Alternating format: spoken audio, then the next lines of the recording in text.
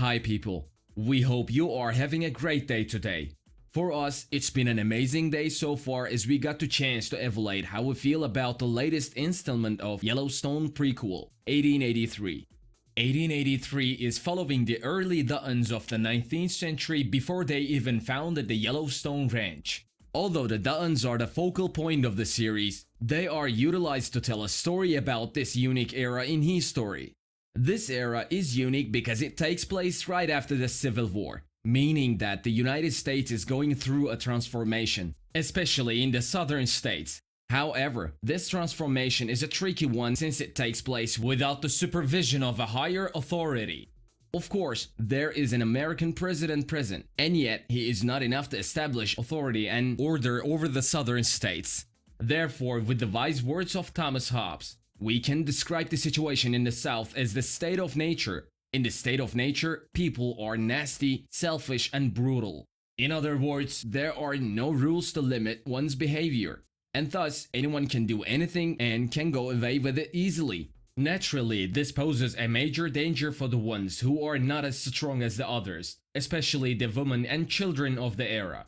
So it is easy to gain anything in the 19th century United States, but it is also way easy to lose everything. The pre-knowledge about the era makes 1883 much understandable as the show does its best to depict the dangers of the period by portraying an unsafe environment filled with uncanny elements. Every single episode, there are either plague, scary animals, deadly river crossing, or arguably the worst one of all, the bandits. In the fifth installment of the series, the bandits were the main aspect of the show.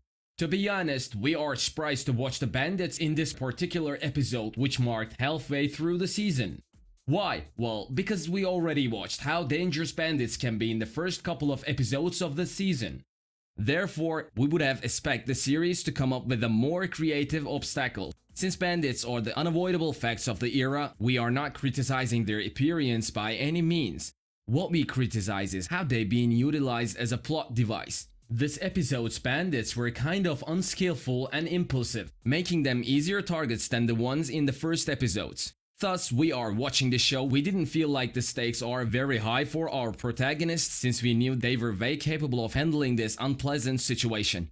We believe if the bandits were more clever and more able in the way they proceed, the episode could have been much more impactful than it is now. Despite shooting non-stop, they couldn't even manage to shoot at the unarmed civilians, which is odd. We would have expected a reality show like 1883 to be bolder in its violent scenes and let some of the extras die. When no one gets killed but Ennis, we don't feel the tension and sadness that we're supposed to feel, which is a problem.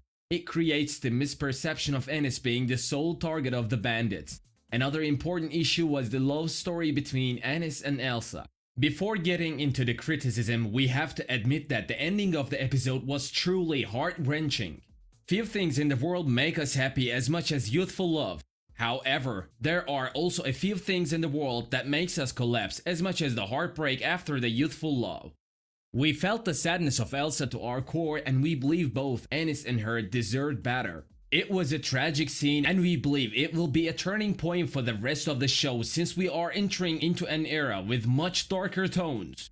From now on, we don't think we will watch a Pollyanna like Elsa who somehow manages to see the beauty in everything and struggles to empathize with the tragedies of the others. So far, Elsa was a young, innocent girl who was looking forward to learning about everything in life. In this episode, Elsa has become a woman who has been through a lot and will never regain her innocence and naivety back. That being said, we feel like the romance between Elsa and Ennis was rushed. Their relationship was proceeding with normal steps so far. However, in this episode, they moved from kissing to be intimate in a glimpse of an eye and we had a struggle in keeping up with it. Of course, by today's standards, this is nothing but usual. And yet, when we remember we are watching a historical drama, we are having a hard time believing that a family can be this supportive of their children having a premarital relationship. A couple of episodes ago, they were discussing if Elsa would be able to find a gentleman for herself so that she can become a lady. Now, they are advising her to do whatever her heart tells her as long as she wouldn't get pregnant. Even though the initial perception of the Duttons was problematic and even sexist, it was also very realistic considering the circumstances of the era. In our opinion, Elsa and Ennis act in the way they supposed to act, as they are young people who are not able to think thoroughly. However, the Duttons, especially Margaret, surprised us with her standing on the issue. We feel like she made the talks that she was supposed to have a night before only after Elsa had been intimate with Ennis, which is absurd. It doesn't make sense for her to first tell Elsa to follow her heart and then get angry about it by mentioning the consequences of a pregnancy. You either support your daughter or you don't. Even if there is a middle ground, this is not it. What do you think about 1883? Do you feel sorry about Elsa losing her lover? Do you think Margaret is a reliable character that acts rationally? Let us know what you think in the comments below. Thank you for watching. See you in the next one.